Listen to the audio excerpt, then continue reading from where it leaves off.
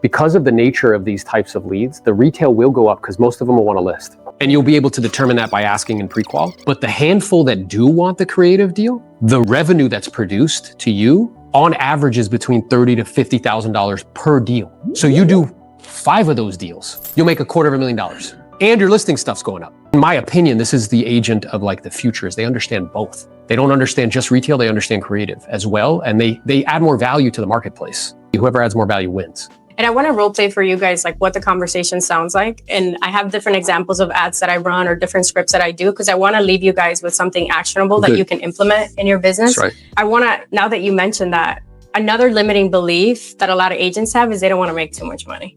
Yeah.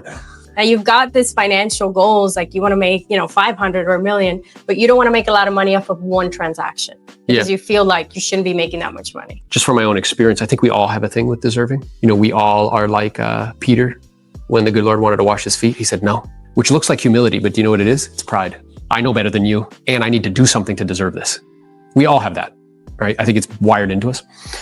And I do think that a lot of people have like a fear of success, which sounds counterintuitive, but I promise you start making more money you ever made in your life, your relationships are going to change.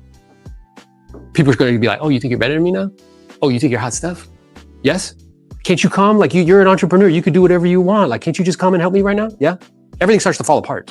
And it's all relative to the value and the process. So investors, let's say like off of one deal, I've made 100,000.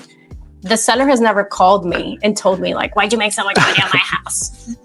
Because we provided so much value and we solved the problem, whatever that problem was. So if you get really good at solving high level problems, you deserve to make more money.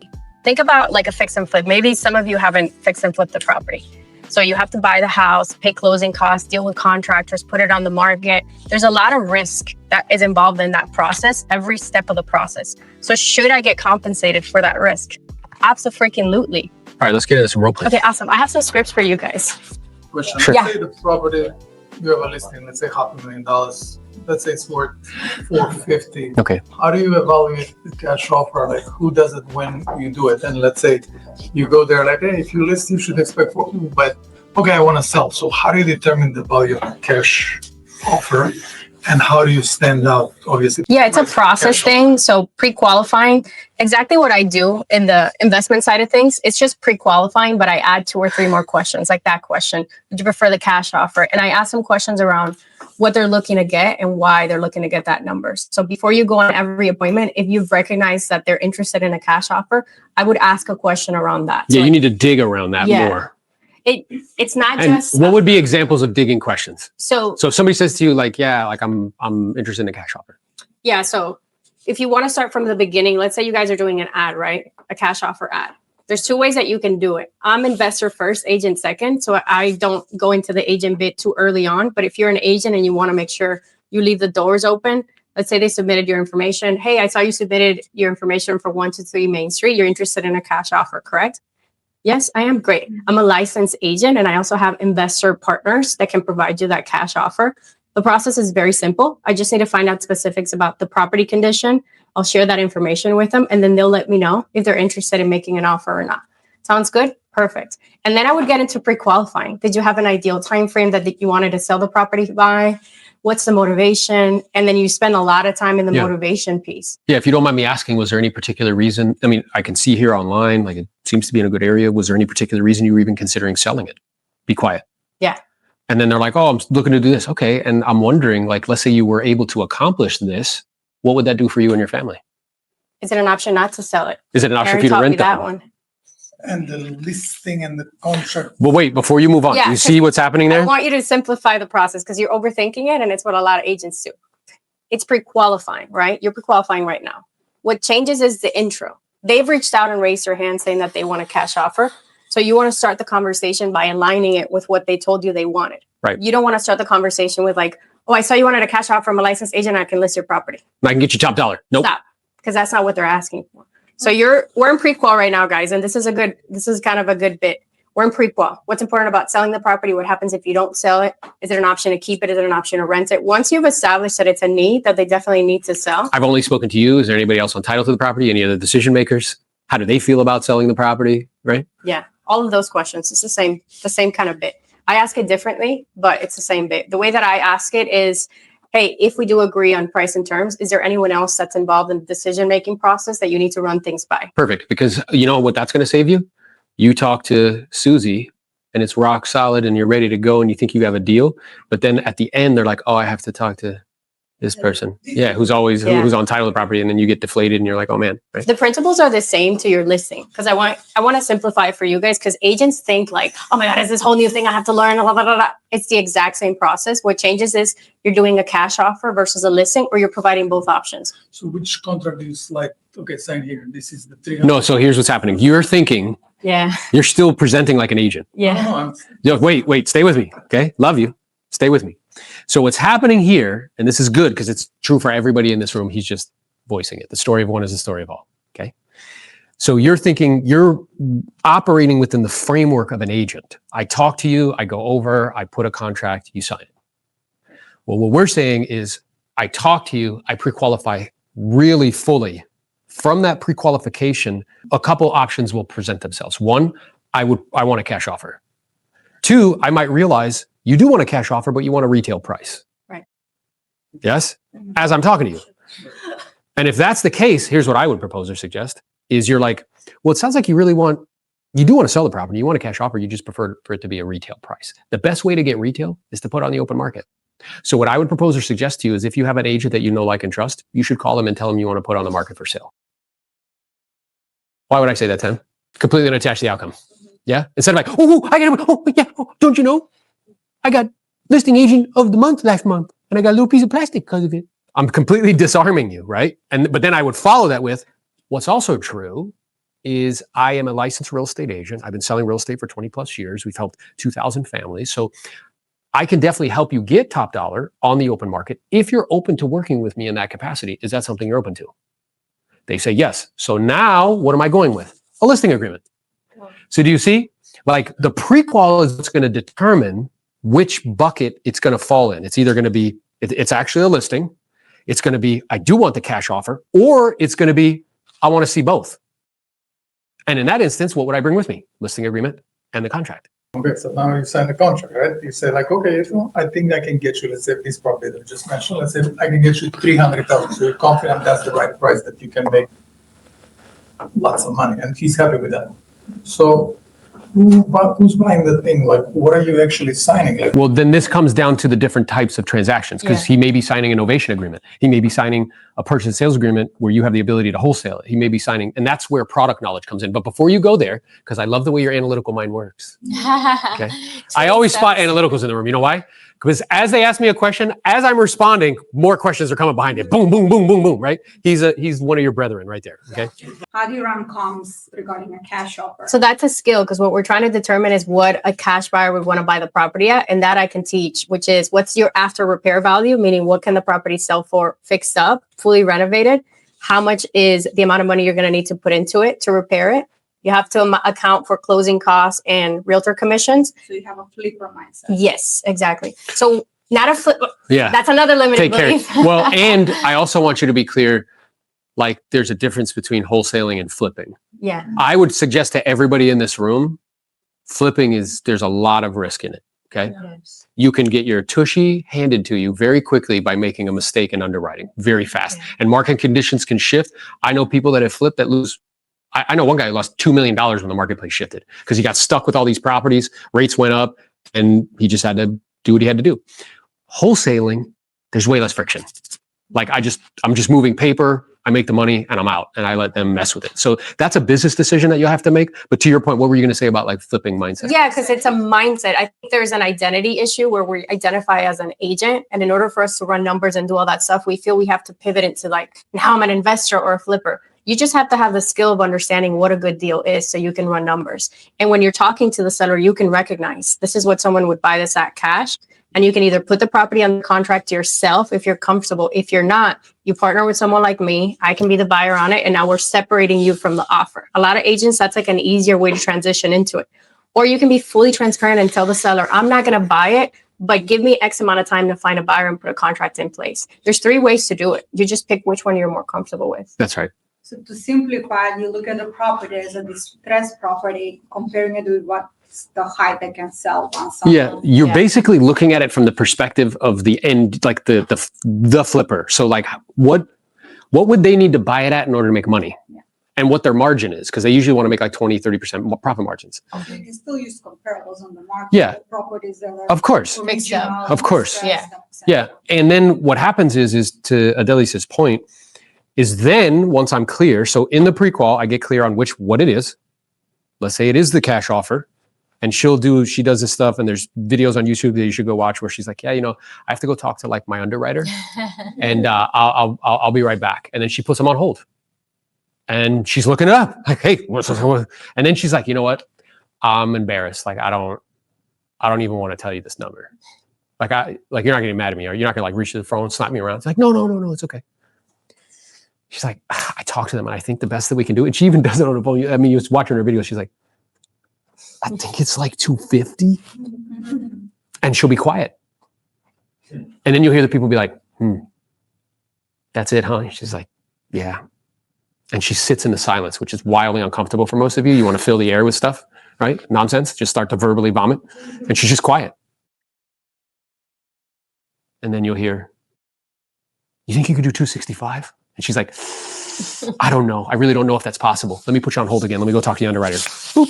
Yeah. Meanwhile, when she does that, she's like, right? And then once that happens, now I make a decision. Now there's different ways to do it. I can do it myself.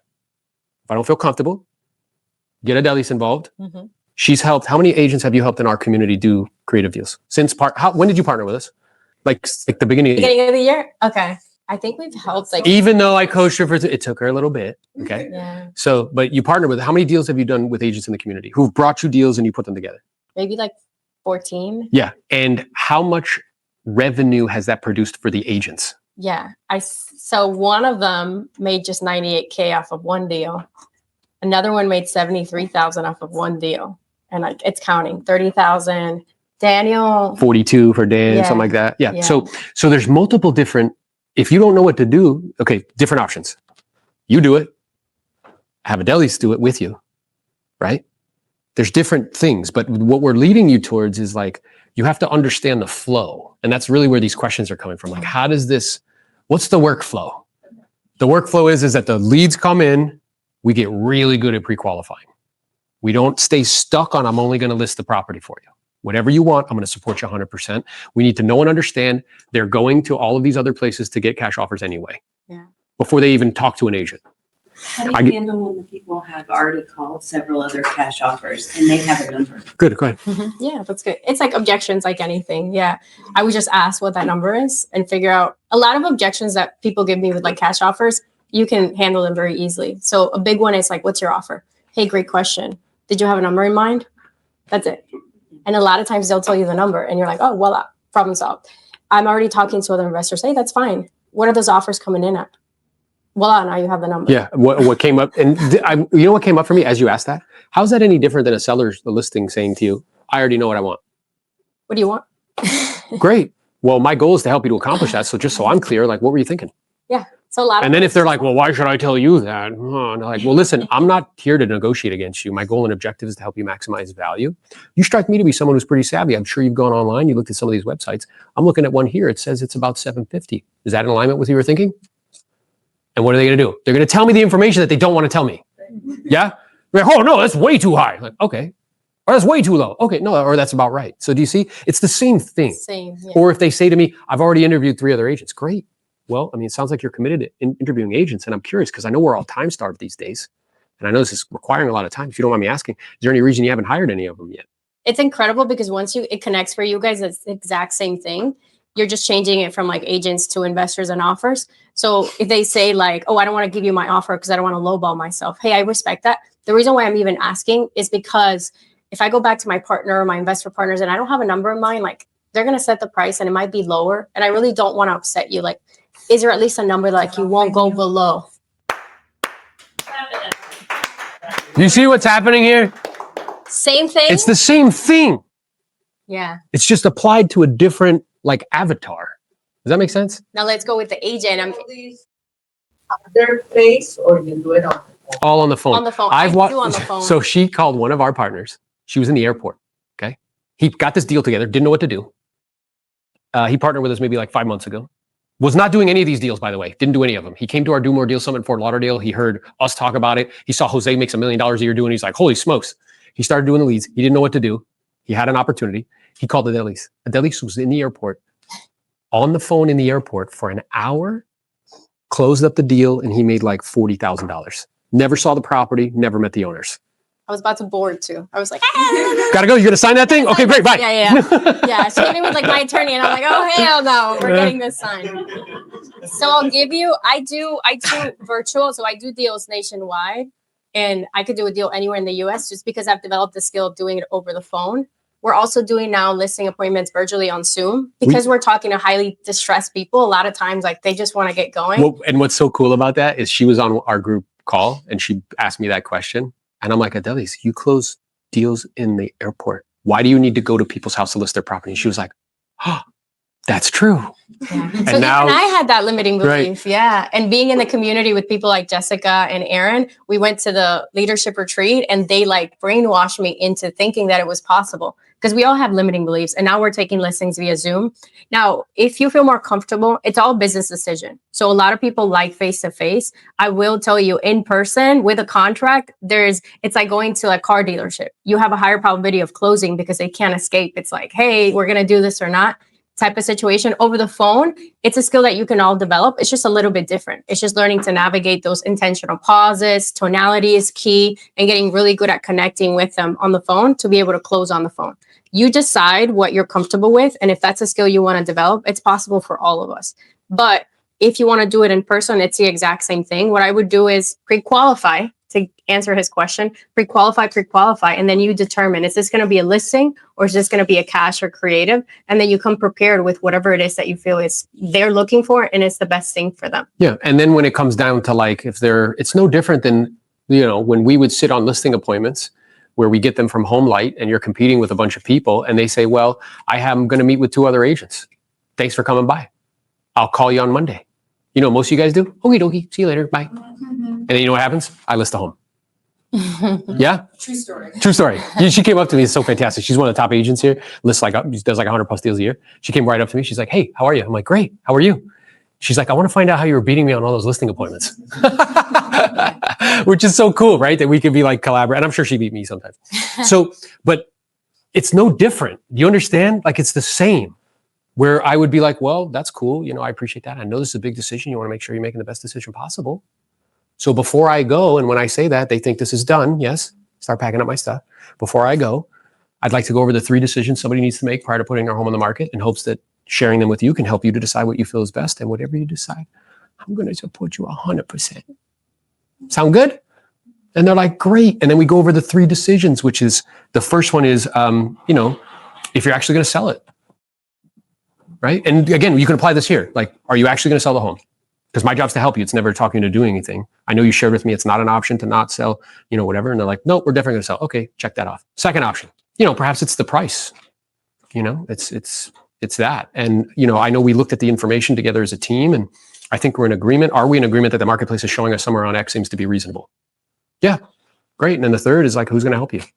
You strike me to be super straightforward and to the point. I'm the same way. So let me ask you, Camila.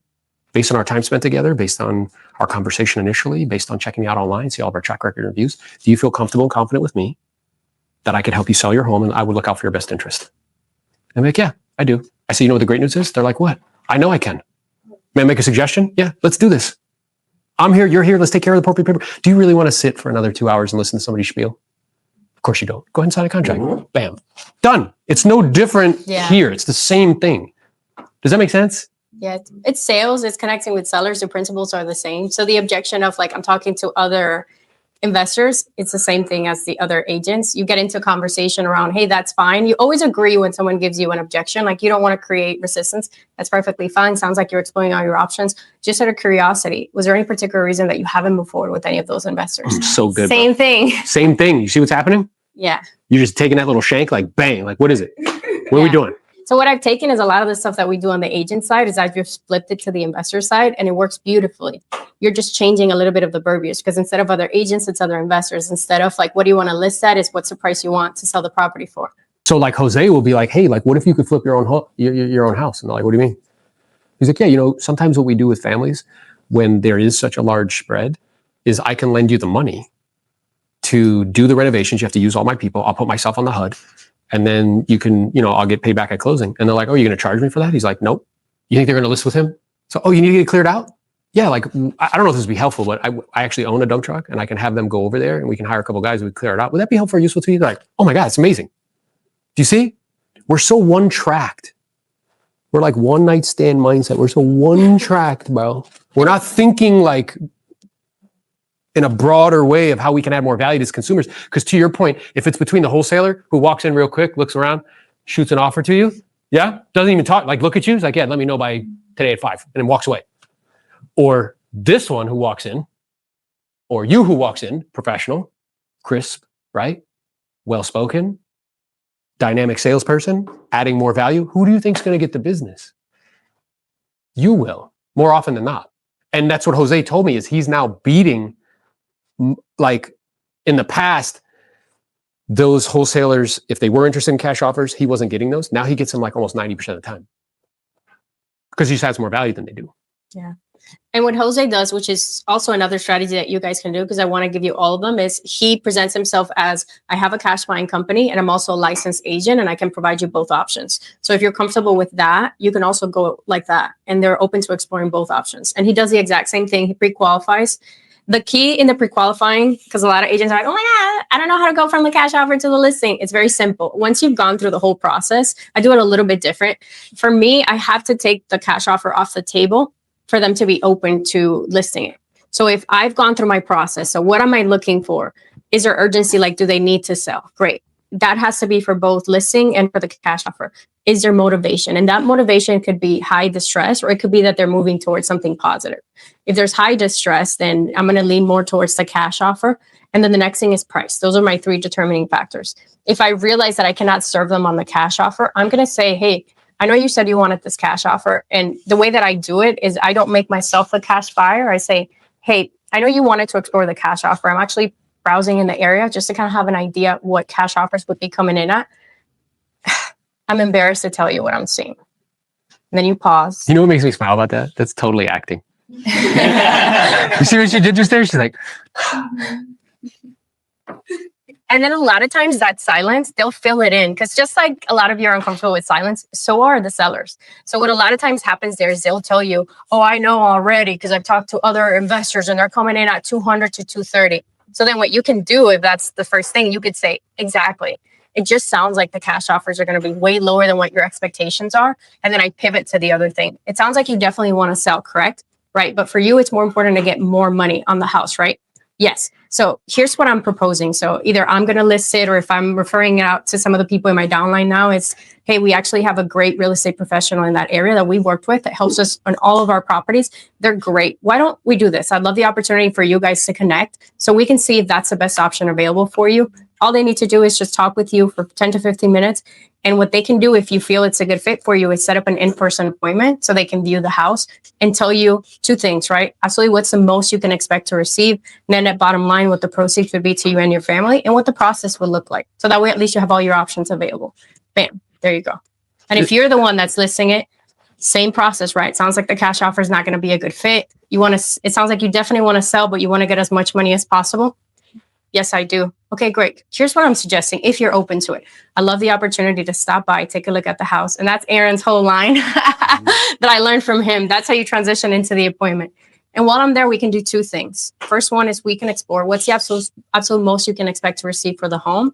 Net bottom line, what the proceeds would be for you and your family. And number 2, what the process would look like. That way, at least you have all the most important information and you can make the decision that's best for you and your family. How would that sound? sounds great. Transition to a listing appointment. So are you guys seeing that transition and how it happens? And are you seeing how you have to like really pre-qualify fully to get clear on which one's which and how to get from one place to the next? But that's because I've realized cash isn't, if someone tells you, so to make it easier for you, if you're pre-qualifying and they're like, I'll never take that they're taking my house away from me, I will never do that. That's perfectly fine. Why don't we explore this other option? Hey, that's okay. My job's to help you. It's never to talk you into doing anything. It really seems as though you do have a desire to sell. You really want to maximize value though. And the best way to do that is to be on the open market. So may I make a suggestion? man, go for your listing appointment. Now, the same is true on the other end. If you're giving them that range and they ever say yes to that range. So the range for me, to simplify it for you guys, is 50% of the estimate value.